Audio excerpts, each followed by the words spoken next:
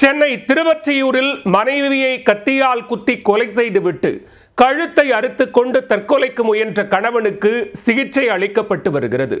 பிரிந்து சென்ற மனைவியை அழைத்து வந்து கொலை செய்தது ஏன்? திருவொற்றியூர் TSR நகர் ஒத்தவாடை தெருவில் வசித்து வருபவர் ரகு. இவர் டைல்ஸ் போட்டும் வேலை செய்து வருகிறார். இவரது மனைவி ரேவதி.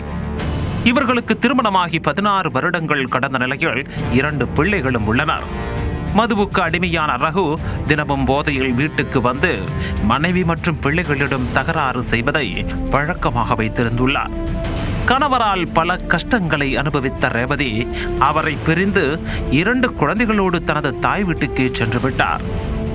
இந்த நிலையில் ரேவதியின் வீட்டிற்கே சென்ற ரகு அவரை சமாதானப்படுத்தி வீட்டிற்கு அழைத்து வந்திருக்கிறார்.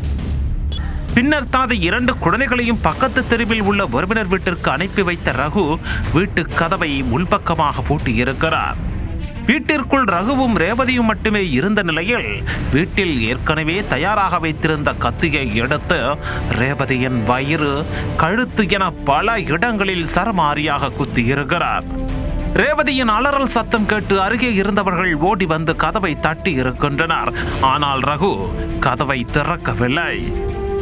சிறிது நேரம் கழித்து ரகு கதவை திறந்தபோது ரேவதி கத்தியால் குத்தப்பட்டு இரத்த வெள்ளத்தில் உயிரிழந்து கிடந்ததை கண்டு அனைவரும் அதிர்ச்சியில் உறைந்து போனார்கள்.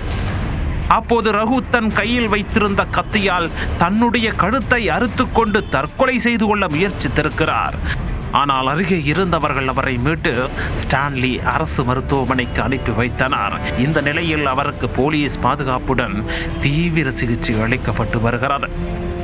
மதுபோதையில் தகராறு செய்த கணவன் மனைவியின் கழுத்தை அறுத்து கொன்று தானும் தன்னுடைய கழுத்தை அறுத்து தற்கொலைக்கு முயன்ற சம்பவம் அப்பகுதியில் பெரும் சோகத்தையும் பரபரப்பையும் ஏற்படுத்தியிருக்கிறது.